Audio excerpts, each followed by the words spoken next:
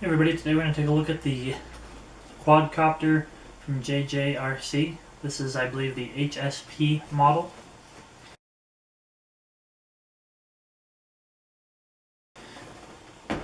Kind of looking at the box here, it is a 2.4 gigahertz band for the radio. It does have a 6-axis tilt or steering and a 3.7 volt battery. It's not the largest battery I've seen for these kinds of quadcopters, but I do like that they are very upfront on that, so you know exactly what you're getting. Opening up the box, and then I will of course adjust the camera so you can see a little bit better.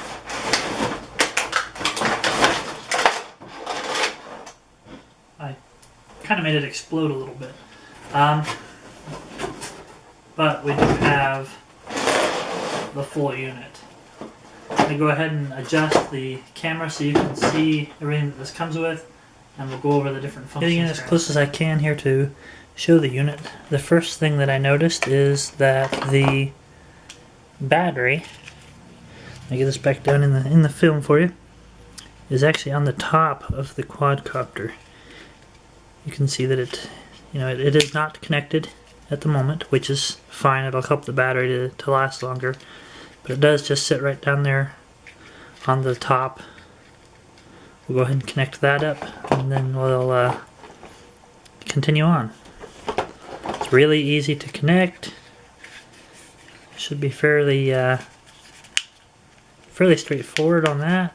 I want to make sure we get all the cords out of the way when we close it. And then it just has kind of a push tab to shut.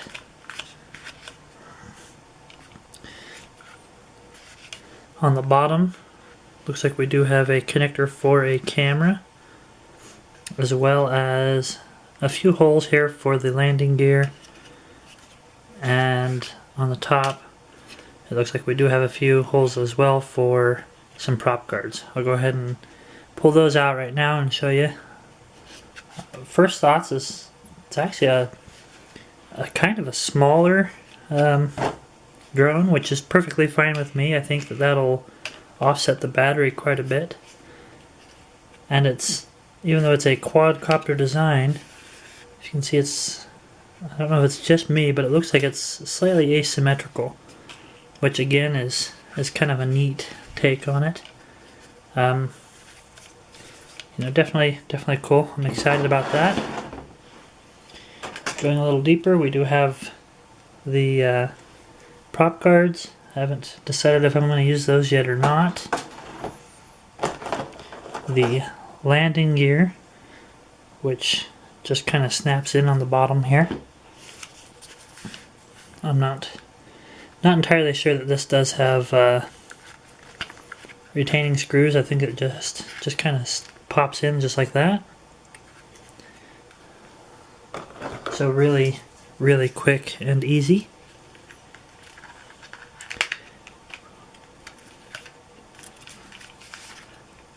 I'd imagine that the prop guards are the same way. Last, on the top here, we have the remote, and I'll have to double check, but on most of these kinds of remotes, you have your power here on the middle. You have your directional on the side, which this does feel like it's that way as well. You have your throttle and your yaw. Then your trims. And then I'll have to double check because a lot of them will map these different ones to different functions. So let me look at that and then I'll make sure to go over it. We also do have 2 shoulder buttons. One of them I'm guessing is probably the evade or the 360 rotate flip, and the other one's possibly the return to home, but again I'll double check. We do have a little bit of literature. I'm looking this over real quick. I want to see if I can't find the specifics for the remote. Okay, so I was pretty close on this. Everything else I had right. These two special functions here, and this one I had wrong.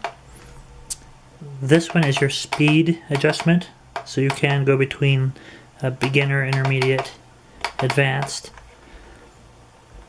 Then this one is your headless mode and your camera, being able to turn your camera on and off. The two knobs at the top here that I've not seen before, I think are just for looks. I don't see anything on the paperwork as far as what these are for. So maybe they're for a different model. They do something different. Digging down a little bit deeper, we do have 2 extra blades and a charging cable for the battery, as well as some retaining screws or some replacement screws. And last but not least, we do have the camera mount, looks like. An SD card reader. It does come with an SD card, a 2 gig SD card, a small little screwdriver, and what looks like it's probably some sort of mounting for the camera. And then the camera unit itself, it is, I'm not sure if it's adjustable. We'll put all this together and show you kind of around this unit and give you a good close-up on just how all of this functions, how all this puts together, and then we'll take it out and get some fly time with it. Here is the quadcopter completely assembled. It really didn't take much time at all. No screws were necessary. They just popped on. The guards popped on. If you look, the guards come just about flush with the props. I have seen some that go a little bit higher, and I like those a little better, but not a major issue. And the camera mounts up there nice and flush. At first I thought it was a fixed position camera, but it is adjustable, which I really like. It's not adjustable in flight as far as I can tell, which would have been nice, but that's perfectly fine. I do love the fact that you can adjust it pre-flight. To turn this on, and we'll sync it up and show you, the on-off switch is on the bottom of the drone, and it's kind of stuck underneath the camera. So it's not going to get bumped. It's not horribly easy to get to. If we turn it on, you can see it does have strobing LEDs showing that it wants to pair up. We'll turn on the receiver. Unlike most other ones, you go up and then back down, and now we're paired. Really easy, extremely fast. One of the best drones that I've seen as far as pairing goes. And then once it's up and flying, you can see you have green and red LEDs on the front, so you can kind of get an idea of what your front of your drone is, and blue and green on the back to show you what the back is. Also, if you switch this over into headless mode, you'll see that all of the lights are flashing, showing that it is in headless mode. Nice and quick and easy to tell. Again, you flip it back over. Really responsive. To work the camera, I'll go ahead and prop this up a little bit maybe so you can see it. But if you look at your receiver here, it's this button here, and they do have really good indicators on the bottom here. Up takes a photo, so we just took a picture, and every time you push up we are taking a picture.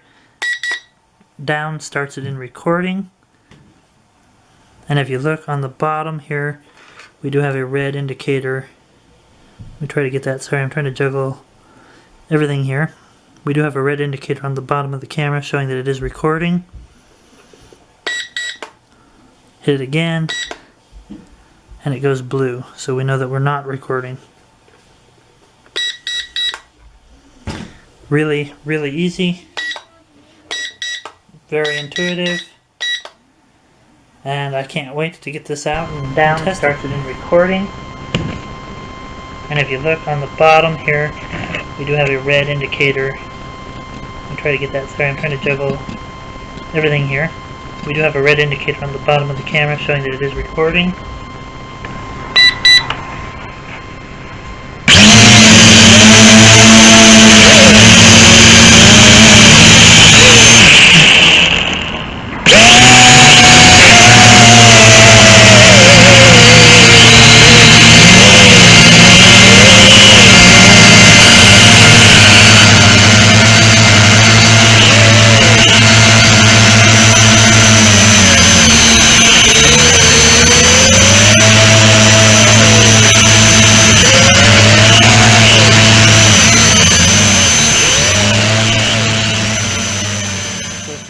This is a great first drone at an unbelievable price.